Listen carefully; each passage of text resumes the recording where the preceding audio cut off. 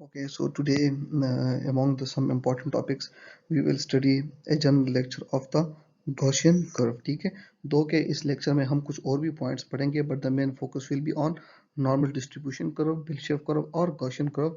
सभी एक ही पॉइंट के डिफरेंट नेम्स हैं। जो स्टेटिस्टिकल डिस्ट्रीब्यूशन है हमारे साथ, ठीक है, वो टू टाइप्स की होती है। या that is measure of central tendency, ठीक है, या that is measure of variability, या इसको हम कहते हैं कि मेजर ऑफ डिस्पर्जन, ठीक है। और जो थर्ड होता है वो है नॉर्मल डिस्ट्रीब्यूशन, जो नॉर्मल डिस्ट्रीब्यूशन कर्व आगे जाके हम पढ़ेंगे। अच्छा, मीन हम सबको पता है कि mean is the sum of values, जो जितने वैल्यूज होते हैं उसको हम डिवाइड कर देते हैं टोटल नंबर ऑफ वैल्यूज पे।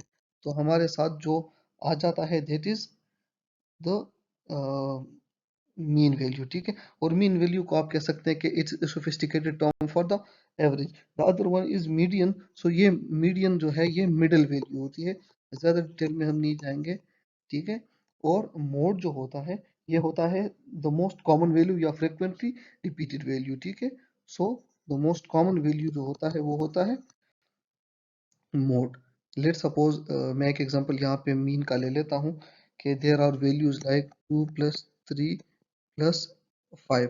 तो ये थ्री वैल्यूज हो गए, इसको थ्री पे डिवाइड करो तो इसका जो आंसर आएगा वो हमारे साथ होगा मीन, ठीक है। जो मीडियन है वो इसका थ्री है। और मोड अगर इसका बनाते हैं तो एक वैल्यू हम इसमें डबल कर देंगे, लेट सपोज 5। तो 5 फ्रिक्वेंटली रिपीटेड है या मोस्ट रिपीटेड वैल्यू है, तो ये इसका हो जाएगा मोड। सो यहाँ पे इसको स्टॉप कर देते हैं, किसी और लेक्चर में इसको एक्सप्लेन करेंगे इंशाल्लाह। Let's come to the measure of variability और डिस्पर्जन। वेरिएबिलिटी ये है कि आपके साथ एक डिफरेंट वैल्यूज होते हैं, उसमें हम वेरिएबिलिटी डालते हैं। लेट सपोज हम फर्स्ट ले लेते हैं रेंज। तो लेट सपोज 1, 3, 5, 7 और 8, ये हमारे साथ इतने सारे वैल्यूज हैं। तो अगर हम इसका रेंज मालूम करें तो सबसे बड़े वैल्यू से सबसे छोटा वैल्यू माइनस कर लेंगे तो इससे हमारा आ जाएगा इसका रेंज। लेकिन रेंज का मसला ये है कि it is not the true measures, because इसमें वेरिएबिलिटी जो है वो बहुत ज़्यादा आ जाती है, ठीक है। So the topic of interest जो हमारा है आज हमारे साथ that is standard deviation. So let's move to the bell shape curve and explain the standard deviation with that curve. So now our basic an important concept of the bell shape curve. So you can see this is a perfectly symmetrical bell shape curve, ठीक है। And जो centre है इसका जो peak से साथ coincide करता है दैट इज द मीन, जो कि एक्स बार से रिप्रेजेंट किया है हमने, ठीक है। और इसके इधर साइड इसकी तरफ मतलब टू द राइट साइड अगर वैल्यू जाएगी तो ये बढ़ेगी, और टू द लेफ्ट साइड अगर वैल्यू जाएगी तो ये कम होगी, ठीक है। नाउ मैं इंशाल्लाह आपको ये समझा देता हूँ। दूसरा ये कि इसके ऑन ईदर साइड जितने भी वैल्यूज हैं they are distributed into the range of three standard deviation. For example यहाँ पे जितनी वैल्यूज हैं इसके वन स्टैंडर्ड डिविएशन में आ जाती हैं, ठीक है। इसको मैं एस से लिख देता हूँ वन। फिर यहाँ तक जो वैल्यू है वो सेकंड स्टैंडर्ड डिविएशन में आएगी, और यहाँ तक जो वैल्यू है वो थर्ड स्टैंडर्ड डिविएशन में आएगी, ठीक है। और उसके आगे फोर फिर जितने भी ले जा सकते हो, लेकिन कन्वेंशनली थ्री तक जाएगी, क्योंकि उसके बाद वैल्यूज जो है वो पैरेलल में जाएगी। आगे जाकर हम इंशाल्लाह आपको समझा देंगे। अगर इस तरफ आएंगे तो ये माइनस में जाएगी, तो ये -1 स्टैंडर्ड डिविएशन, ये -2 स्टैंडर्ड डिविएशन, और ये -3 स्टैंडर्ड डिविएशन, ठीक है। अच्छा, ये याद रखें कि ये जो वन स्टैंडर्ड डिविएशन का एरिया है या वैल्यूज जो मीन के on either side one standard deviation में डिस्ट्रीब्यूटेड हैं, ये हमारे साथ जो एरिया रिप्रेजेंट करेगी दैट विल बी 68%, ठीक है। अच्छा, अगर हम इनको टू स्टैंडर्ड डिविएशन तक बढ़ा दें, लेट्स सपोज यहाँ तक ले आए ये एरिया ऑन ईदर साइड, तो ये जो एरिया रिप्रेजेंट करेगी that will be 95%।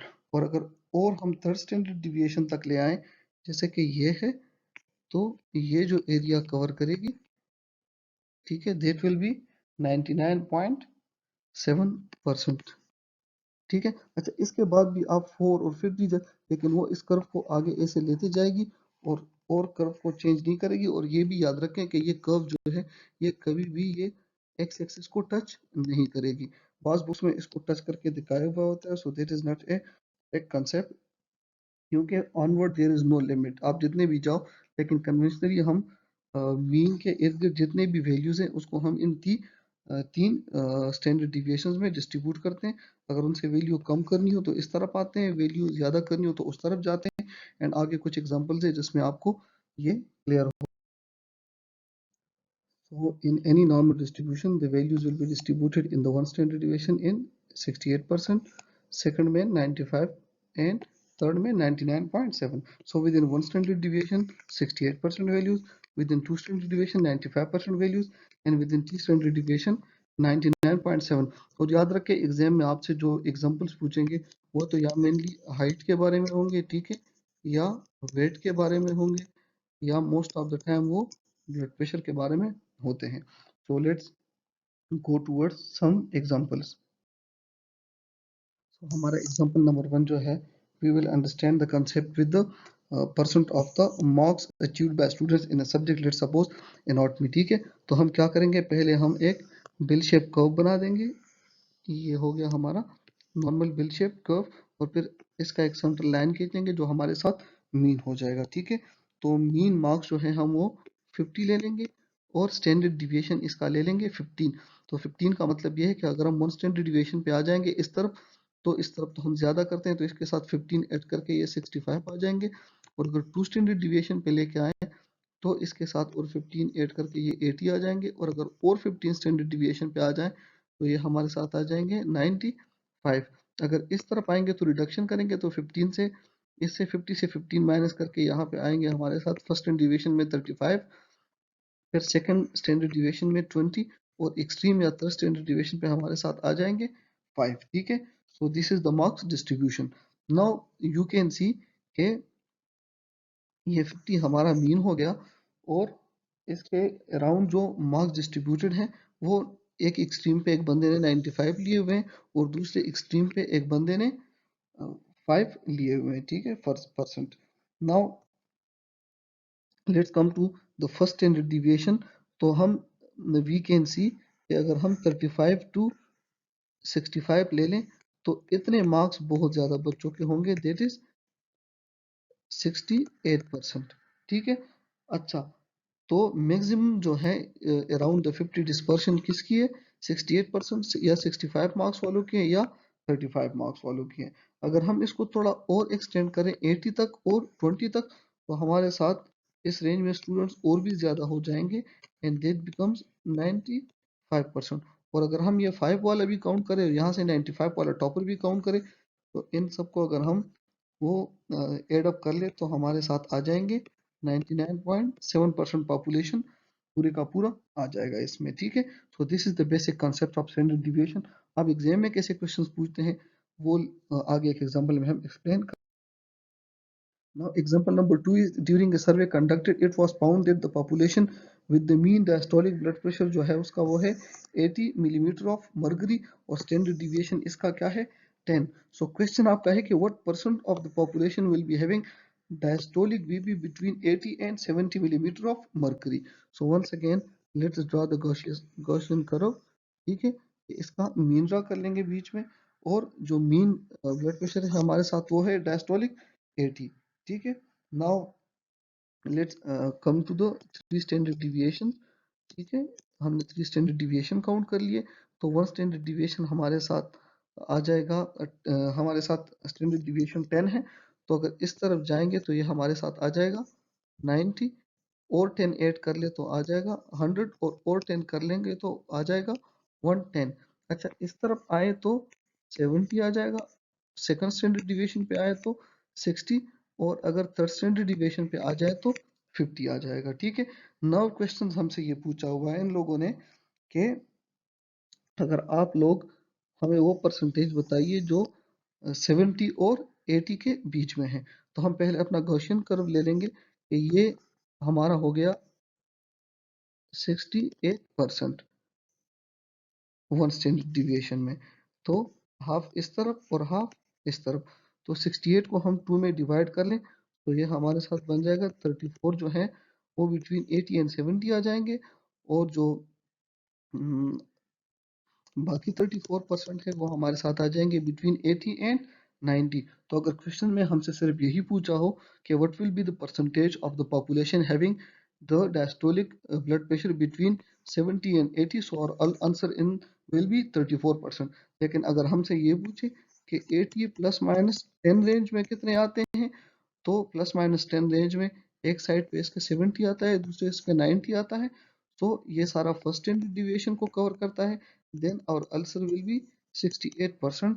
And this types of questions are frequently asked in your exams, ठीक है। और एग्जाम में मेनली बीपी पे ही पूछते हैं। तो now let's go to another example. अच्छा, ये कहते हैं कि average height of the population is 5 feet, ठीक है, and the standard deviation is 0.5। What will be the percentage of population having the height 4 to 6 feet, ठीक है। तो हम क्या कर लेंगे, वही गॉसियन कर्व पहले ड्रॉ कर लेंगे और उसका यहाँ पे ड्रॉ कर लेंगे इसका मीन, ठीक है, जिसको हम रिप्रेजेंट करते हैं या एक्स बार से। अच्छा, इसका वन स्टैंडर्ड डिविएशन ये हो जाएगा 1 SD, टू स्टैंडर्ड डिविएशन ये हो जाएगा और थ्री स्टैंडर्ड डिविएशन ये हो जाएगा। अब मीन हमारे साथ क्या है, 5 है, और स्टैंडर्ड डिविएशन क्या है, 0.5। तो 5 के साथ 0.5 सम अप करो तो ये फर्स्ट स्टैंडर्ड डिविएशन कितना आ जाएगा, 5.5। सेकंड स्टैंडर्ड डिविएशन आ जाएगा 6, और थर्ड स्टैंडर्ड डिविएशन आ जाएगा 6.5। इस तरफ आए तो फर्स्ट स्टैंडर्ड डिविएशन आ जाएगा 4.5, सेकंड आ जाएगा 4 और थर्ड आ जाएगा 3.5। अच्छा, क्वेश्चन में हमसे क्या पूछा है कि बिटवीन द 4 एंड 6 हमारे साथ कितना परसेंट पॉपुलेशन है। तो hope you can now calculate it, कि हम ये 4 ले लेंगे जो सेकंड स्टैंडर्ड डिविएशन पे आता है, और यहाँ पे 6 ले लेंगे जो कि सेकंड स्टैंडर्ड डिविएशन पे आ जाता है। और हमें पता है कि टू स्टैंडर्ड डिविएशन पे हमारे साथ 95% पॉपुलेशन होता है।